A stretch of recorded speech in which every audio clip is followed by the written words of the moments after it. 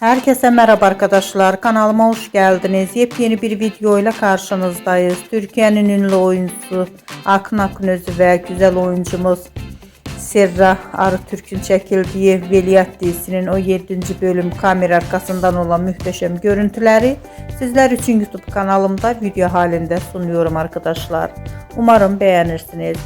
Veliaht dizisinin 17. bölüm kamera arkası görüntülerini görmek istiyorsanız kanalımı izlemeyi ve bildirim butonuna basmayı unutmayın.